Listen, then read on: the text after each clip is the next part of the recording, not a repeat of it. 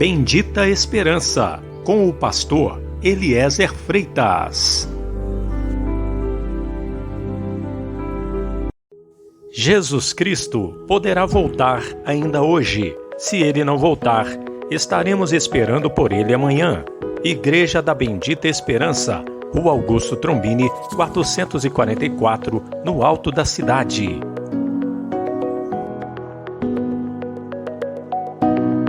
Mas o que profetiza, fala aos homens, edificando, exortando e consolando. Boa noite, meu irmão, boa noite, minha irmã. Algumas considerações sobre a morte e sobre o inferno. Nós devemos falar desses assuntos porque a palavra de Deus fala sobre esses assuntos. O Senhor Jesus, ele falou sobre isso. E isso é um assunto muito importante, talvez o mais importante sobre o qual nós podemos conversar e pensar sobre, porque é uma realidade. A morte é uma realidade e o inferno também é uma realidade. Pois bem, eu quero ler junto com o irmão, com a irmã, com você, meu amigo, minha amiga, aqui em Lucas, capítulo 16, versículo 19, nós vamos ler a história que Jesus conta a respeito do rico e Lázaro. Vamos ler. Lucas 16, 19, diz assim: Ora, havia um homem rico e vestia-se de púrpura e de linho finíssimo. E vivia todos os dias regalado e esplendidamente. Havia também um certo mendigo chamado Lázaro, que jazia cheio de chagas à porta daquele. E desejava alimentar-se com as migalhas que caíam da mesa do rico. E os próprios cães vinham lamber-lhe as chagas. E aconteceu que o mendigo morreu e foi levado pelos anjos para o seio de Abraão. E morreu também o rico e foi sepultado. E no inferno ergueu os olhos, estando em tormentos, e viu ao longe Abraão e Lázaro no seu seio. E clamando disse: Pai Abraão, tem misericórdia de mim e manda Lázaro que molhe na água a ponta do seu dedo e me refresque a língua, porque estou atormentado nesta chama. Disse, porém, Abraão: Filho, lembra-te de que recebestes teus bens em tua vida, e Lázaro somente males, e agora este é consolado e tu atormentado? E além de tudo isso está posto um grande abismo entre nós e vós, de sorte que os que quiserem passar, ou quisessem passar daqui para vós, não poderiam, nem tampouco os de lá passar para cá. E disse ele: Rogo-te, pois, ó Pai, que o mandes à casa de meu pai, pois tenho 5 irmãos, para que lhes dê testemunho, a fim de que não venham também para este lugar de tormento. Disse-lhe Abraão: Tem Moisés e os profetas, ouçam-nos. E disse ele: Não, pai Abraão, mas se algum dentre os mortos fosse ter com eles, arrepender-se-iam. Porém ele lhes disse: Se não ouvem a Moisés e os profetas, tampouco serão persuadidos, ainda que algum dos mortos ressuscite. Graças a Deus. Nós temos algumas considerações para falar sobre a morte e sobre o inferno. O que nós vemos aqui nessa história que nosso Senhor Jesus Cristo ele conta a nós, o que nós vemos aqui é a morte e o inferno. Nós vemos o céu, o paraíso, nós vemos os anjos vindo buscar Lázaro, mas nós vemos também a morte e o inferno muito real aqui nessa história. Então a primeira consideração que nós vamos fazer é que essa história, esse fato que o Senhor Jesus ele conta, ele aconteceu no período interbíblico. O período interbíblico é o período entre o Velho Testamento e o Novo Testamento. Eu não sei se dá para ver, eu creio que sim, né? Aqui está o Novo Testamento e geralmente nas Bíblias mais antigas, como essa minha, vinham algumas folhas em branco, geralmente 4 ou uma.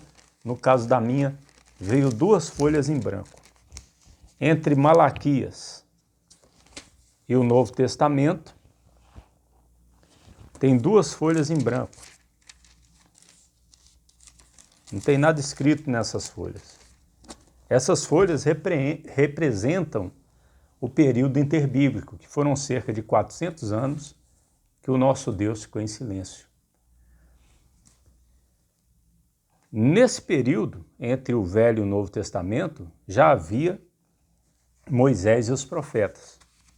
Por isso que Abraão ele fala lá para Lázaro, eles têm Moisés e os profetas, ou seja, eles tinham a palavra de Deus já de forma escrita, eles tinham a Bíblia naquela época.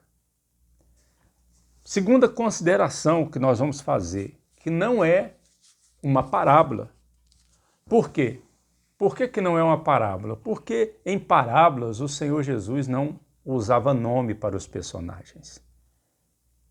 Esse Lázaro aqui é um personagem, Jesus está chamando ele pelo nome, Lázaro. Então não é uma parábola, é uma história verídica acontecida no período interbíblico. Terceira consideração, vamos lá. O inferno é um lugar de fogo. Por quê? Porque aqui está escrito, estou atormentado nessa chama. O rico diz, estou atormentado nessas chamas. Ele desejou tomar água. Ele desejou uma gota de água na ponta do dedo para refrescar a língua. Ele estava atormentado numa chama. Então o inferno é um lugar de fogo. Quarta consideração. Quem vai para o inferno vai com a consciência, vamos lá, a consciência, vai com a memória, vai com sentimentos e emoções, vai com vontades e desejos próprios, vai com a inteligência e capacidade de raciocínio. Ou seja, essa é uma consideração muito importante. É o que nós vemos aqui. Veja que, por exemplo, o rico que estava lá no inferno, ele estava com a sua memória muito boa, porque ele lembrava que na terra, vivos, ainda tinha 5 irmãos dele que não tinham morrido. Ele estava atormentado na chama, ou seja, isso mostra que ele estava consciente. Ele deseja água e deseja que os seus irmãos não vão para lá. Isso mostra o quê? Desejos e vontades próprios, pessoais, sentimentos e emoções. Ele roga para que Lázaro ressuscite e para que os irmãos, ele não quer que os irmãos dele vá para o inferno. Então, ele tinha uma boa vontade, um certo amor para com os seus irmãos ainda lá no inferno. Ele ora o que talvez ele não fez aqui na terra enquanto vivo, ele faz lá no inferno, ele ora, ele roga, ele insiste, mas a resposta é negativa. Isso mostra que ele estava raciocinando muito bem, ou seja, ele estava mais vivo do que nunca. Talvez não com o seu corpo, mas a sua alma, o seu ser totalmente mergulhado em tormento. Então, por isso que essa é a quarta consideração. Quinta consideração, no inferno são feitas orações. Nós vemos aqui que o rico fez oração. As pessoas que estão no inferno agora, elas oram. Pessoas que não tiveram tempo para orar enquanto estavam vivas. Tiveram tempo para assistir um jogo do Atlético, do Cruzeiro. Tiveram tempo para assistir um futebol, tiveram tempo, 1 hora, 2 horas para assistir uma novela, 2 novelas por dia, tiveram tempo para ficar no Facebook, no WhatsApp, no YouTube, na internet, nas redes sociais, mas não tiveram tempo para orar. tiveram tempo para conversar com os amigos, tiveram tempo para jogar conversa fora, mas não tiveram tempo para Deus. Agora lá no inferno, elas oram, Deus, tem misericórdia de mim, mas lá as orações não são respondidas mais. Pois bem, a sexta consideração, ser pobre e miserável de bens materiais não é sinal da falta de Deus. Não é sinal da falta de Deus. Existem inimigos da cruz de Cristo pregando por aí que se você está pobre, miserável, está passando falta das coisas, que isso é o diabo que está na sua vida. Nem sempre. Nem sempre. Veja Lázaro. O diabo estava na vida dele? Não, ele cria em Deus. Mas ele estava lá doente, mendigando, no pior estado que um ser humano pode estar. Mas ele tinha fé em Moisés e os profetas, ou seja, na palavra de Deus que disponível na época. Ele esperava com certeza Jesus, o Messias, vir. O que os profetas tinham predito, ele esperava. E ele partiu, os anjos vieram buscar. E ele foi salvo. Então, a pessoa ser pobre não significa que ela não é de Deus. Você entra em muitas igrejas por aí que parece que quem é pobre é do diabo. Não tem nada a ver com Deus. Mas não é isso que a Bíblia nos mostra. Mais uma consideração, a sétima. Ser rico neste mundo não é prova que a pessoa é de Deus. Tem inimigos da cruz de Cristo aí por todo lado pregando que você precisa mostrar as grandezas de Deus, que você precisa ser rico, se enriquecer para as pessoas ver Deus na sua vida. Isso é uma mentira do diabo, porque este rico aqui, este homem rico, ele não era de Deus. Tanto é que ele morreu e ele foi para o inferno. Tanto é que ele morreu e foi para o inferno, ele não era de Deus.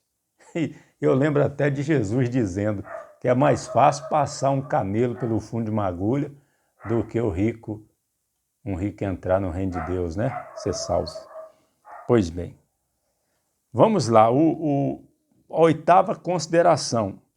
Não há mais salvação para quem está no inferno.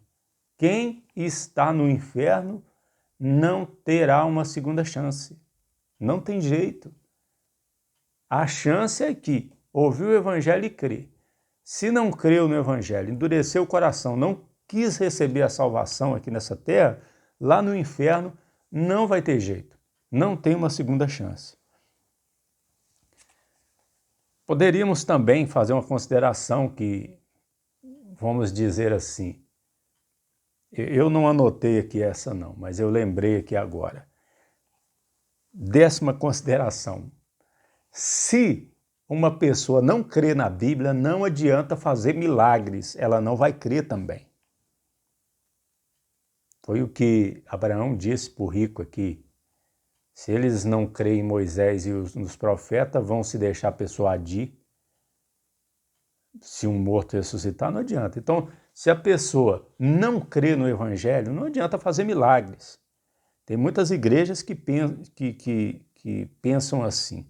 Se nós não fizermos milagres, as pessoas não vão crer. Não. Que milagre que João Batista fez? Mas muitos creram. Muitos creram porque ele pregou a palavra de Deus. Agora vamos mais uma consideração aqui, muito importante. A morte e o inferno andam juntos. A morte e o inferno andam juntos. Nós podemos ver isso aqui em Apocalipse, capítulo 6, versículo 8, olha só. E olhei, e eis um cavalo amarelo, e o que estava sentado sobre ele tinha por nome Morte, e o inferno o seguia, e foi-lhe dado poder para matar a 4ª parte da terra, com espada, com fome e com mortandade, e com as feras da terra. Ou seja, o cavaleiro chamava o quê? Morte. E quem que seguia ele? O inferno. A morte é um espírito. A morte é um espírito e o inferno a segue. Podemos ver isso também em Apocalipse 20, versículo 11 ao 15, olha só. E vi um grande trono branco, e o que estava sentado sobre ele, de cuja presença fugiu a terra e o céu, e não se achou lugar para eles. E vi os mortos, pequenos e grandes, que estavam diante de Deus. E abriram-se os livros, e abriu-se outro livro, que é o da vida. E os mortos foram julgados pelas coisas que estavam escritas nos livros, segundo as suas obras. E deu o mar os mortos que nele havia, e a morte e o inferno deram os mortos que nele havia. E foram julgados cada um segundo as suas obras. E a morte e o inferno, olha aí, foram lançados no lago de fogo. Esta é a segunda morte. E aquele que não foi achado inscrito no livro da vida, foi lançado no lago de fogo. Então nós vimos aí que a morte e o inferno andam juntos. Ou seja, quem vê a morte irá para o inferno. É por isso que Jesus está dizendo aqui, no Evangelho de João, capítulo 8, para terminar, importantíssimo essas palavras do Senhor. João 8,51, Jesus diz: em verdade vos digo, que se alguém guardar minha palavra, nunca verá morte. Nunca verá morte. Se alguém guardar minha palavra, nunca verá morte. Tem notícia melhor do que essa? Tem notícia melhor que essa? Se alguém guardar a palavra de Jesus, não vai ver a morte. Não vai ver a morte. E eu digo para você que está me assistindo, se você já é um cristão, compartilhe esse vídeo com alguém que não é. Esse link no YouTube. Agora, se você não é um cristão, eu termino com as palavras de Jesus em João 11, 25, 26, quando Jesus está dizendo assim: disse-lhe Jesus, eu sou a ressurreição e a vida. Quem crê em mim, ainda que esteja morto, viverá.